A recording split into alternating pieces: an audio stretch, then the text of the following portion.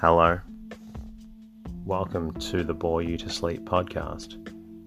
The podcast that will hopefully help you get to sleep. I am going to read an open source book, one that is not particularly interesting, but one that is hopefully boring enough to get you to sleep.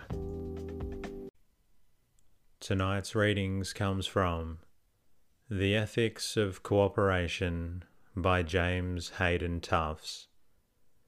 Published in 1918, the principles in this book still ring true today. It's amazing how far we have come and how much we can accomplish through cooperation with others. My name is Teddy, and I aim to help people everywhere get a good night's rest. Sleep is so important, and my mission is to help you get the rest that you need. Each episode is designed to play in the background while you slowly fall asleep. I'd like to give a big shout out to new Patreon this week, Rebecca Hammer. Becoming a patron is something I am extremely grateful for and happy that I am making a difference in your life. Thanks also to iTunes listener Maddox for your review on iTunes. I'm glad I've been able to make a difference and am grateful that you've shared this podcast with your family. Also thanks to Insta user JoyDeep1973 for appreciating me on Instagram. And also thanks to Mark and to Leanne for contacting me via the website. Your messages are truly heartfelt. The podcast is completely free, and it's the support from listeners that allows me to keep bringing out more episodes. If the podcast helps, a fantastic way to say thanks is to tell a friend who might also need help with their sleep. Please also subscribe and leave a review. It really does help out. If you want, you can also say hello at boreyoutosleep.com. I'm also now on Twitter and Instagram at boreyoutosleep. In the meantime, lie back, relax, and enjoy the readings. The Ethics of Cooperation by James H. Tufts. Chapter 1. According to Plato's famous myth, two gifts of the gods equipped man for living. The one, arts and inventions to supply him with the means of livelihood. The other, reverence and justice to be ordering principles of societies and the bonds of friendship and conciliation. Agencies for mastery over nature and agencies for cooperation among men remain the two great sources of human power. But after 2,000 years, it is possible to note an interesting fact as to their relative order of development in civilization. Nearly all the great skills and inventions that had been acquired up to the 18th century were brought into man's service at a very early date. The use of fire, the arts of weaver, potter, and metal worker, of sailor, hunter, fisher, and sower, early fed man and clothed him. These were carried to higher perfection by Egyptian and Greek, by Tyrian and Florentine, but it would be difficult to point to any great new unlocking of material resources until the days of the chemist and electrician. Domestic animals and crude water mills were for centuries in man's service, and until steam was harnessed, no additions were made of new powers. During this long period, however, the progress of human association made great and varied development. The gap between the men of Santander's caves, or early Egypt, and the civilization of a century ago is bridged rather by union of human powers, by the needs and stimulating contacts of society, than by conquest in the field of nature. It was in military, political, and religious organization that the power of associated effort was first shown. Army, state, and hierarchy were its visible representatives. Then, a little over a century ago, began what we call the Industrial Revolution, still incomplete, which combined new natural forces with new forms of human association. Steam, electricity, machines, the factory system, railroads. These suggest the natural forces at man's disposal: capital, credit, corporations, labor unions. These suggest the bringing together of men and their resources into units for exploiting or controlling the new natural forces. Sometimes resisting the political, military, or ecclesiastical forces which were earlier in the lead, sometimes mastering them, sometimes combining with them, economic organization has now taken its place in the world as a fourth great structure, or rather as a fourth great agency through which man achieves his greater tasks, and in so doing becomes conscious of hitherto unrealized powers.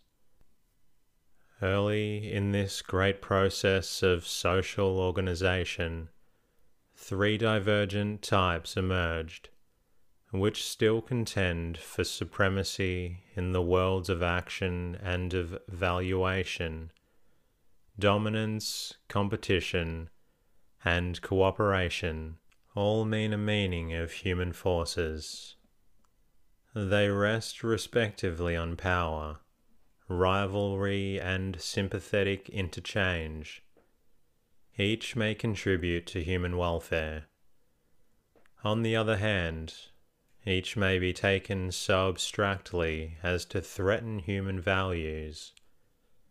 I hope to point out that the greatest of these is cooperation, and that it is largely the touchstone for the others. Cooperation and dominance both mean organization. Dominance implies inequality, direction and obedience, superior and subordinate. Cooperation implies some sort of equality, some mutual relation. It does not exclude difference in ability or in function. It does not exclude leadership, for leadership is usually necessary to make cooperation effective. But in dominance, the special excellence is kept isolated. Ideas are transmitted from above downward. In cooperation there is interchange, currents flowing in both directions, contacts of mutual sympathy, rather than of pride, humility, condescension, civility. The purpose of the joint pursuit in organization, characterized by dominance, may be either the exclusive good of the master or of the joint good of the whole organized group. But in any case, it is a purpose formed and kept by those few who know. The group may share in its execution and its benefits, but not in the construction or in the estimating and forecasting of its values. The purpose in cooperation is joint, whether originally suggested by some leader of thought or action, or whether a composite of many suggestions in the give and take of discussion, or in experiences of common need. It is weighed and adopted as a common end. It is not the work or possession of leaders alone, but embodies in varying degrees the work and active interest of it all. Cooperation and competition at first glance may seem more radically opposed, for while dominance and cooperation both mean union of forces, competition appears to mean antagonism. They stand for combination, it for exclusion of one by another. Yet a deeper look shows that this is not true of competition, in what we may call its social, as contrasted with its unsocial aspect. The best illustration of what I venture to call social competition is sport.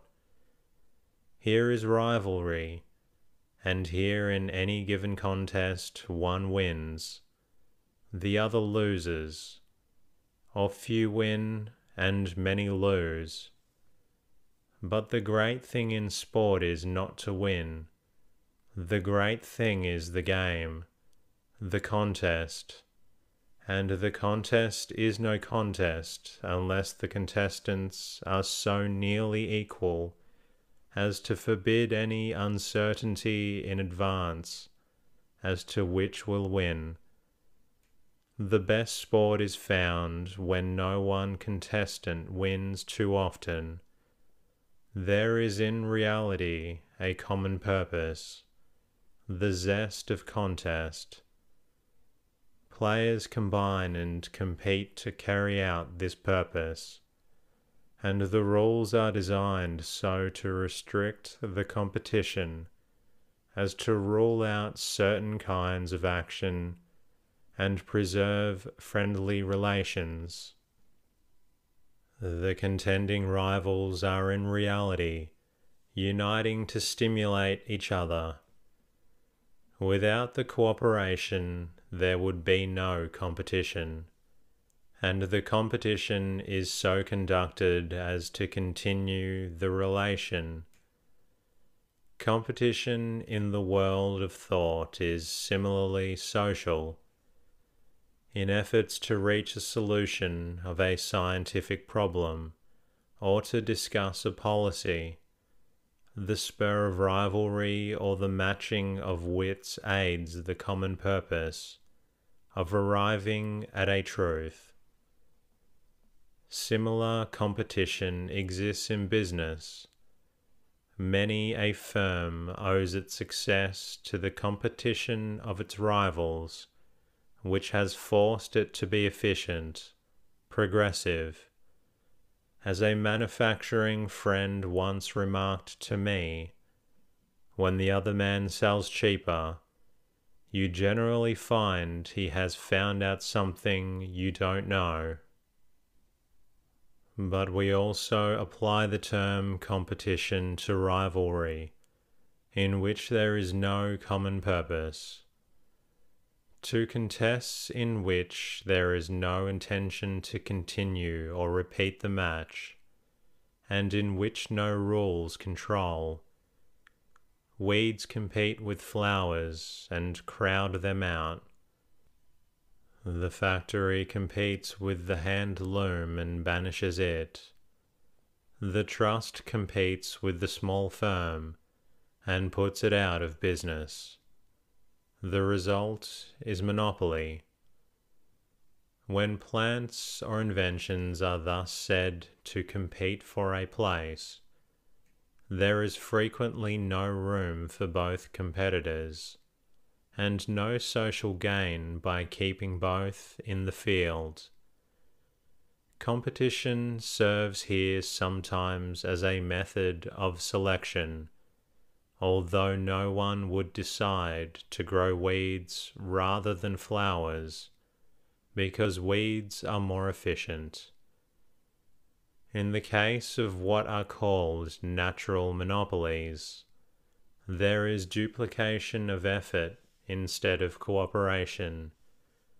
Competition is here wasteful, but when we have to do, not with a specific product or with a fixed field, such as that of street railways or city lighting, but with the open field of invention and service, we need to provide for continuous cooperation, and competition seems at least one useful agency.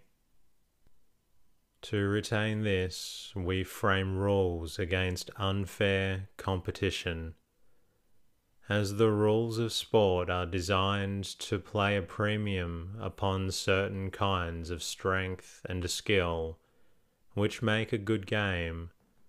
So the rules of fair competition are designed to secure efficiency for public service, and to exclude efficiency in choking or fouling. In unfair competition, there is no common purpose or public service, or of advancing skill or invention, hence no cooperation. The cooperative purpose or result is thus the test of useful as contrasted with wasteful or harmful competition. There is also an abstract conception of cooperation, which in its one-sided emphasis upon equality excludes any form of leadership or direction, and in fear of inequality allows no place for competition. Selection of rulers by lot in a large and complex group is one illustration. Jealous suspicion of ability, which becomes a cult of incompetence, is another. Refusals to accept inventions which require any modification of industry, or to recognize any inequalities of service, are others. But these do not affect the value of the principle, as we can now define it in preliminary fashion: union tending to secure common ends, by a method which promotes equality, and with an outcome of increased power shared by all. What are we to understand by the ethics of cooperation? Can we find external standard of unquestioned value, or absolute duty by which to measure the three processes of society which we have named: dominance, competition, cooperation? Masters of the past have offered many such, making appeal to the logic of reason or the response of sentiment, to the will for mastery or the claim of benevolence. To make a selection without giving reasons would seem arbitrary. To attempt a reasoned discussion would take us quite beyond the bounds appropriate to this lecture. But aside from the formulations of philosophers, humanity has been struggling, often rather haltingly and blindly, for certain goods, and setting certain scenes and signposts which, if they do not point to a highway, at least mark certain paths as blind alleys. Such goods I take to be the great words, liberty, power, justice. Such signs of blind paths I take to be rigidity, passive acceptance of what is. But those great words, just because they are so great, are given various meanings by those who would claim them for their own, nor is there complete agreement as to just what paths deserve to be posted as leading nowhere. Groups characterized by dominance, cutthroat competition, or cooperation tend to work out each its own interpretations of liberty, power, justice, its own code for the conduct of its members. Without assuming to decide your choice, I can indicate briefly what the main elements in these values and codes are. The group of masters and servants will develop what we have learned to call a morality of masters and a morality of slaves. This was essentially the code of the feudal system. We have survivals of such a group morality in our code of the gentleman, which in England still depreciates manual labour, although it has been refined and softened and enlarged to include respect for other than military and sportsman virtues. The Code of Masters exalts liberty for the ruling class and resents any restraint by inferiors or civilians, or by public opinion of any group but its own. It has a justice which takes for its premise a graded social order, and seeks to put and keep every man in its place. But its supreme value is power, likewise for the few, or for the status consisting of society, organized and directed by the ruling class. Such a group, according to Tresch, will also need war in order to test and exhibit its power to the utmost in fierce struggle with other powers. It will logically honor war as good. A group practicing cutthroat competition will simply reverse the order, struggle to put rivals out of the field, then monopoly with unlimited power, to control the market or possess the soil. It appeals to nature's struggle for existence as its standard for human life. It too sets a high value upon liberty in the sense of freedom from control, but originating as it did in resistance to control by privilege and other aspects of dominance.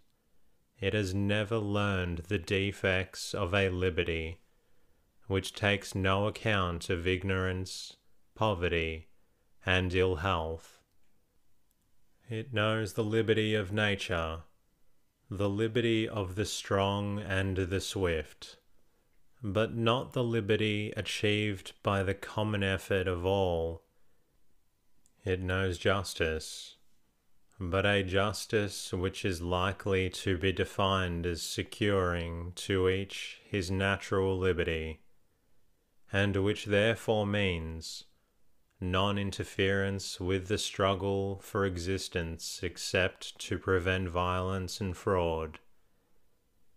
It takes no account as to whether the struggle kills few or many, or distributes goods widely or sparingly, or whether indeed there is any room at the table which civilization spreads.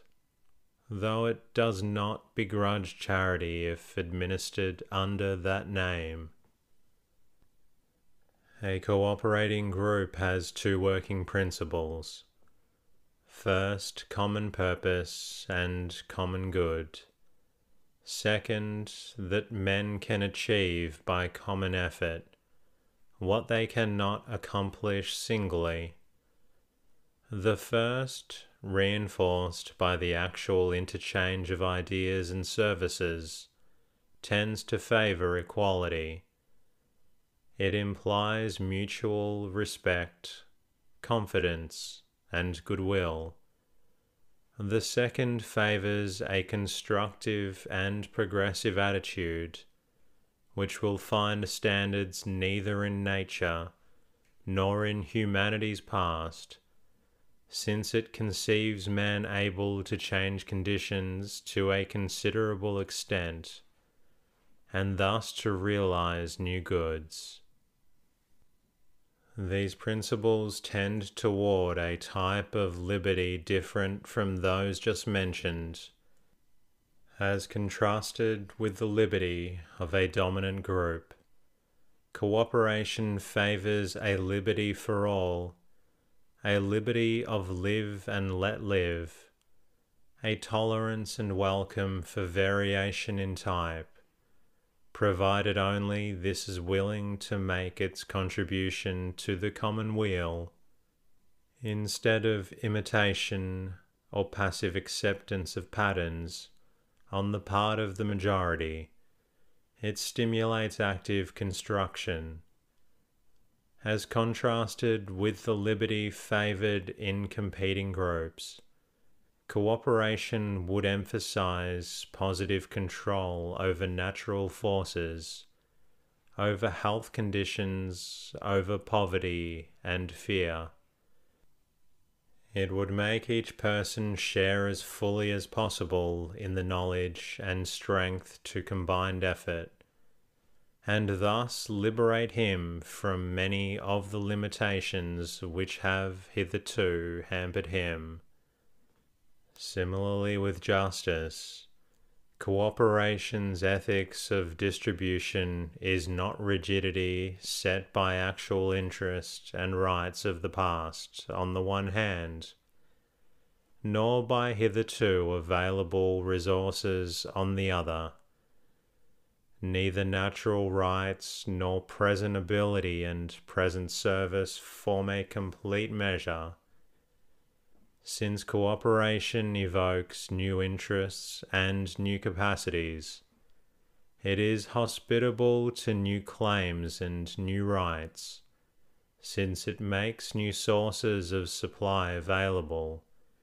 It has in view the possibility at least of doing better for all than can an abstract insistence upon old claims. It may often avoid the deadlock of a rigid system. It is better to grow two blades of grass than to dispute who shall have the larger fraction of the one which has previously been the yield. It is better not merely because there is more grass, but also because men's attitude becomes forward-looking and constructive, not pugnacious and rigid.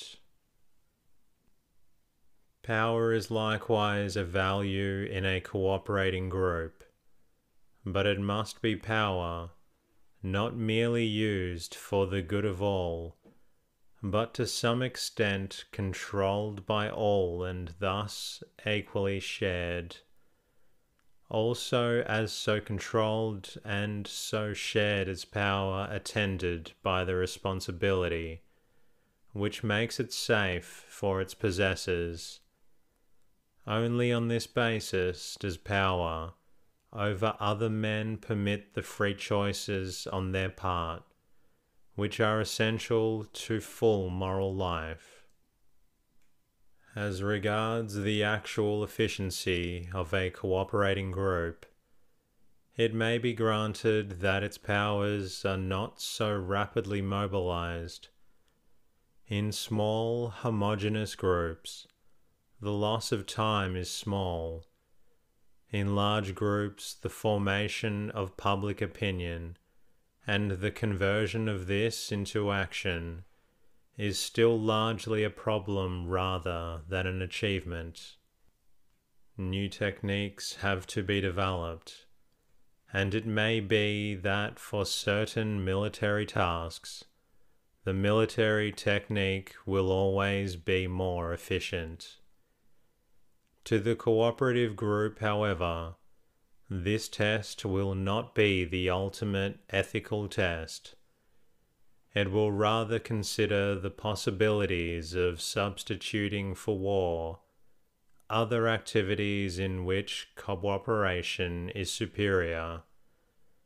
And if the advocate of war insists that war as such is the most glorious and desirable type of life, cooperation may perhaps fail to convert him, but it may hope to create a new order whose excellence shall be justified of her children.